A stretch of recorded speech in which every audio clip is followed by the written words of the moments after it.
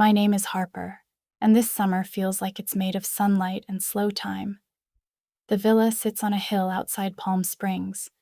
White walls, blue pool, music floating through open doors.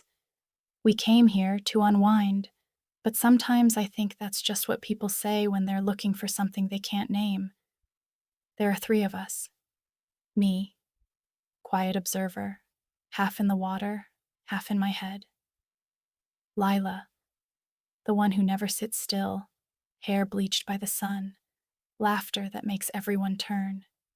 And June, calm, deliberate, always behind sunglasses, as if the world is a film she's watching too closely. The water glitters against our skin. Lila splashes me laughing. You're thinking again. I can't help it. Stop. We're in paradise. Think later. June looks up from her drink, one eyebrow raised. She's not wrong, Harper. You do that thing, the staring into the distance thing. Maybe I'm just watching the light, I say. They both laugh, and somehow it doesn't feel like teasing. It feels like being seen, softly, like sunlight through water.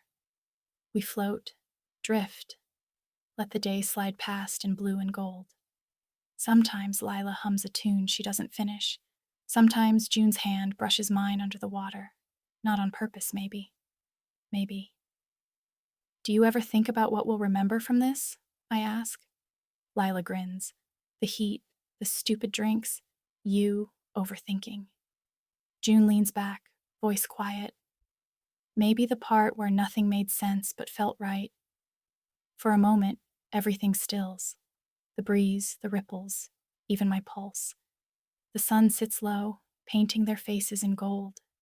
And in that suspended second, I realize it's not the place I'll remember. It's the way they looked at each other, and at me, like the air between us had become something we weren't supposed to name. The sun sank behind the palms, leaving the pool wrapped in soft light. The water no longer sparkled. It breathed, slow and deep, reflecting the small lanterns we had set along the edge. Someone's phone played a faint melody, something nostalgic and low, like a heartbeat that didn't want to end. Lila floated on her back, her laughter now quieter, the kind that stays behind in the air. June sat on the edge, her feet in the water, tracing circles with her toes. I was somewhere between them, not choosing sides, just feeling the pull of both. You ever think about how nights like this never really happen twice? Lila said. June smirked. You say that about everything. Coffee, sunsets, even pizza. I mean it this time. Her voice softened, the sound curling over the water.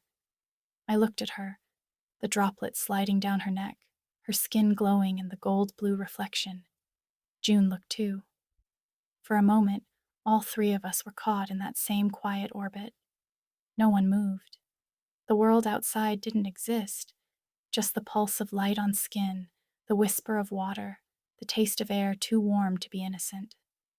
Lila pushed herself up, resting her arms on the edge near June. Do you think people can belong in more than one place? She asked. June's gaze didn't leave her. Maybe it's not about places. I added softly. Maybe it's about people. They both turned toward me. Something in their eyes matched the reflection on the water, impossible to separate. The air between us thickened, warm, slow. Lila reached out first, brushing a strand of hair from my face.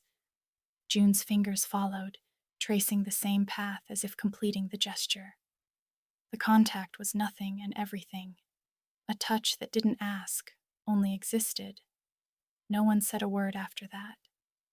The music faded, the water stilled, and for the first time that summer, silence didn't feel empty. It felt chosen. When the night deepened, we stayed. Legs in the pool, heads tilted toward the stars, each of us pretending not to notice how close we'd become, each of us knowing exactly what we'd found.